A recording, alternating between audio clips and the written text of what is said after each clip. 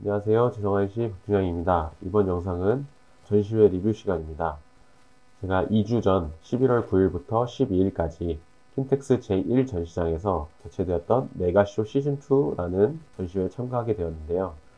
일단 전시회에 대해서 잘 모르시는 분들께 간략하게 말씀드리면, 전시회는 이제 기존에 없었던 어떤 제품들이나 신제품 개발, 앞으로 내가 할 사업에 대해서 간략하게 설명을 하고 또 소비자들의 반응을 살펴볼 수 있는 좀 앞선 시장이라고 보시면 될 것 같습니다. 물론 이제 요즘에는 그런 전시회나 박람회의 어떤 개념이나 의미가 조금 많이 줄어들고 예전에 비해서 그런 기능들이 약화된 것 같은데, 그럼에도 뭔가 신제품이나 새로운 트렌드를 읽기 위해서는 이런 전시회나 박람회를 다녀보시면 굉장히 도움이 많이 됩니다.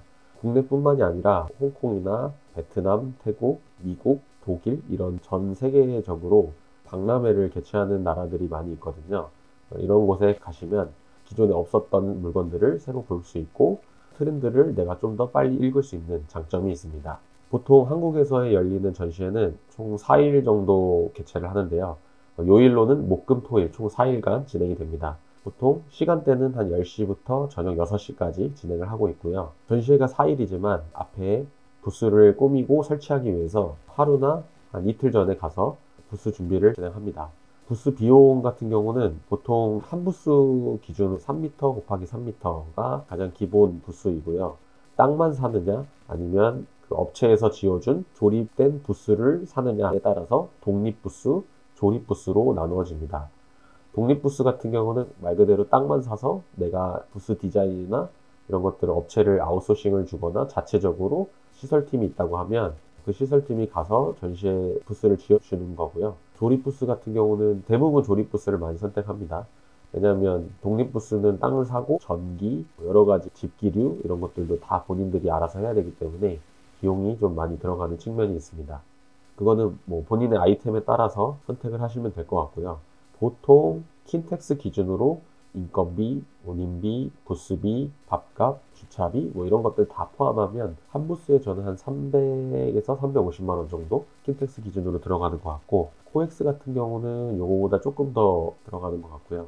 저희 같은 경우는 두 부스 정도 신청을 하는데 부스도 또 디자인도 하고 하기 때문에 보통 한번 나가면 한 800에서 한 900 정도 사용을 하고 오는 것 같습니다. 많은 사람들이 이제 질문을 하죠. 이렇게 4일 동안 800만 원, 900만 원을 써서 전시회 효과가 과연 있느냐라고 물어보면, 이게 뭐든지 건강기능식품이나 화장품이나 먹는 것들도 마찬가지지만 모든 효과는 단번에 나오지 않습니다. 1년에 여러분들이 꾸준히 한 몇 회 이상 나가보시고 거기 나가서 이제 주변의 사람들 말도 좀 들어보고 그 반응을 직접 느끼면서 계속 이거를 해야 될지 말아야 될지를 결정을 하셔야 될 것 같습니다. 그렇기 위해서는 일단은 전시회를 한번 구경하러 가보시는 것을 권장을 드리고요. 왜냐하면 이게 하는 게 막상 보는 거는 되게 쉬워 보이는데 이렇게 흰 도화지를 주고 너가 알아서 부스를 꾸며봐 라고 하면 되게 위치부터 헤매게 되거든요. 그러니까 여러분들이 좀 잘 꾸며진 부스들이 있으면 사진으로 이렇게 찍으셔가지고 좀 벤처마킹을 하시면 좋을 것 같습니다.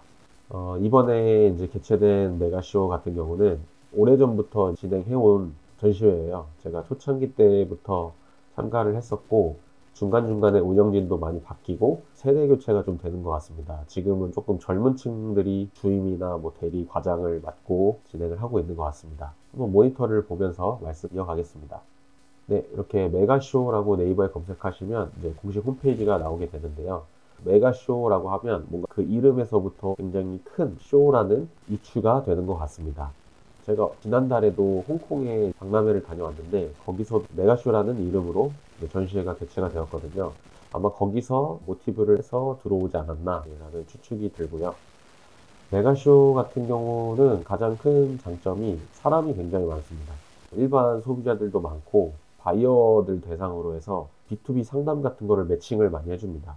그거를 이제 여기서는 바나나 라운지라고 소개를 하는데, 실제로 이 라운지에 가면 바나나하고 뭐 음료 같은 거를 먹을 수 있고요.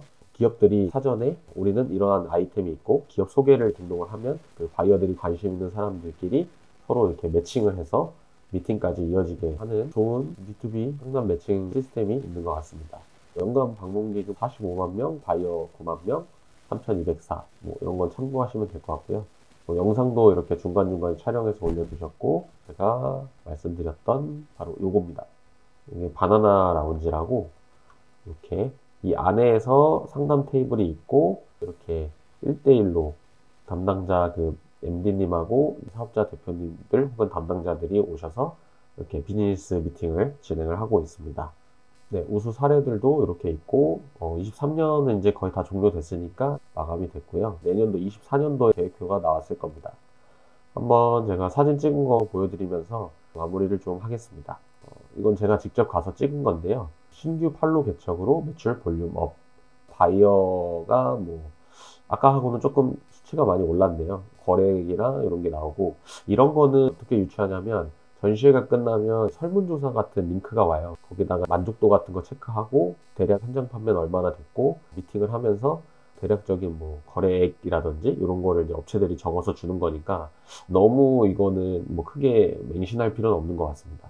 이제 24년도 메가쇼 일정인데요. 수원에서도 하고, 그다음에 킨텍스에서도 하고, 트래블쇼도 있고, 그다음에 팔도 밥상페어, 홈술 상점, 또 트래블쇼가 또 하반기에 또 있고, 메가쇼도 하반기에 있습니다. 그래서 메가쇼는 이렇게 총 2번이 있고, 상반기에도 한번 수원에서 하고요. 그다음에 이렇게 1대1 구매 상담, 출 상담회랑 이제 유통 상담회를 같이 진행을 하고 있습니다. 네, 여기 보시면 유통 사명이 이렇게 있고, 각 시간 타임 테이블마다 업체명들이 이렇게 리스트가 나와 있습니다. 여러분들이 아시는 메이커스, 전자랜드, 와디즈, 아프리카TV, 롯데마트, 교보문고, 유명한 업체들도 많이 있고, 여러 가지 제가 처음 들어보는 유통사들도 이렇게 있는 것 같습니다.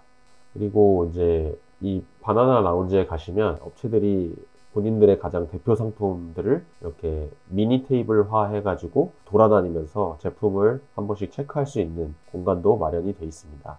이거는 사전에 별도 신청하시면 되고요. 저희 같은 경우는 이제 제품 2개하고 카탈로그하고 명함을 진열을 했습니다. 확실히 이번 전시회는 코로나 여파도 있고 뭔가 경기가 안 좋은 상황도 있어서 이렇게 조금 빈 공간들이 많이 보여졌던 것 같습니다. 보통은 이게 1전시장 같은 경우는 1홀부터 5홀까지 있는데 2, 3, 4, 3개의 홀만 썼는데 그 중에서도 요 뒷칸은 모두 비어있는 상황이었습니다. 그 다음에 저희가 출입구 쪽에서 구석 쪽에 맨 끝에 쪽에서 자리를 하고 있었는데 여기가 이제 중앙 통로입니다. 이렇게 쭉 넓게 통로가 되어 있고 사람들은 보통 요 라인 따라서 이렇게 한 줄씩 위쪽 위아래로 이동을 하게 됩니다.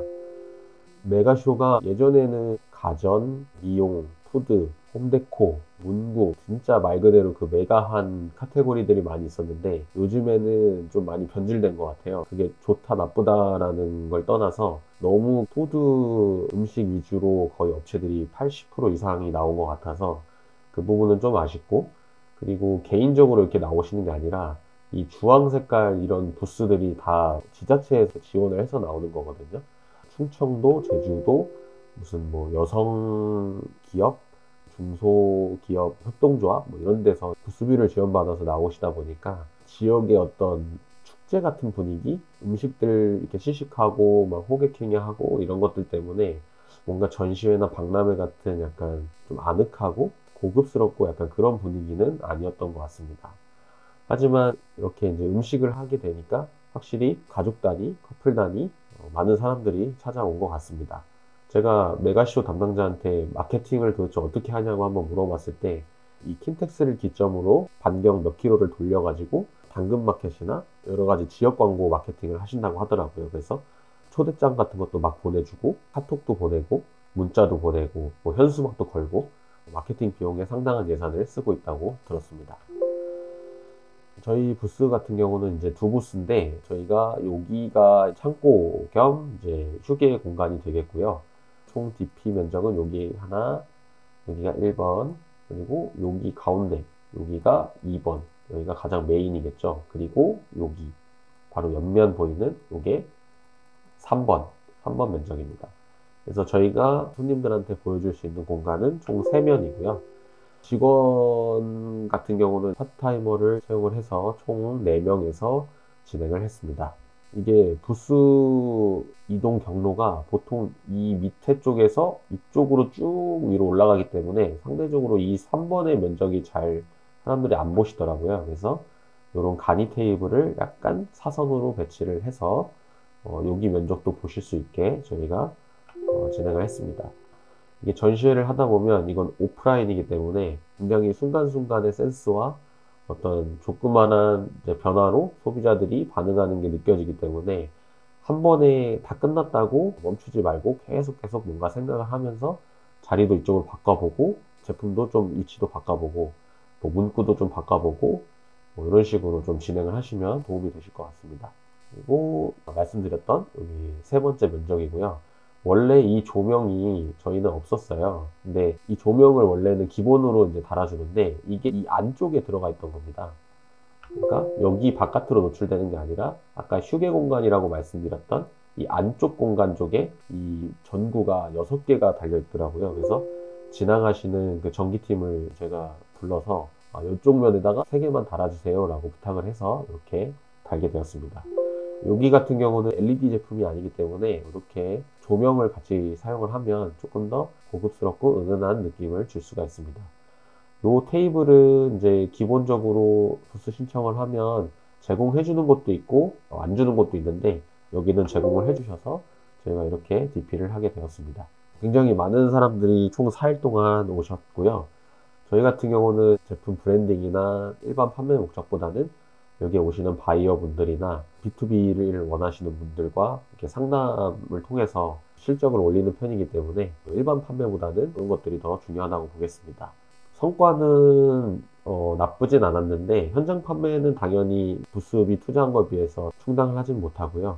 대신에 중간중간 저희 제품을 위탁을 판매하려는 분들 혹은 폐쇄몰이라 그래서 일반 네이버나 다음이나 이런 데 일반 마켓에 노출되는 게 아니라 그냥 기업들 간의 어떤 복지몰 이런 쪽에서 노출이 안 되는 그런 몰들을 또 전문적으로 하시는 분들이 있기 때문에 그런 분들하고 상담을 할 수 있는 성과가 있었던 것 같습니다. 네, 이번 리뷰 어떻게 알차게 들으셨나요? 이 전시회라는 것을 너무 막연하게 생각하시는 분들께 이번 영상이 조금 많이 도움이 되셨으면 좋겠고요. 이게 한 번 나가고 두 번 나가고 세 번 나가고 자꾸 여러 번 나가봐야지 한 번에 모든 걸 다 완벽하게 할 수는 없거든요. 그래서 저처럼 이런 영상을 찍는 사람들이 있으면 그런 것도 한번 챙겨보시고 직접 현장에 가서 그 분위기도 느껴보시고 하시는 게 제일 큰 공부가 되실 겁니다. 네, 오늘 영상은 여기서 마치고요. 저는 12월 달 마지막으로 코엑스에서 전시회가 하나 있거든요. 그 전시회 리뷰 시간으로 다시 돌아오겠습니다. 감사합니다.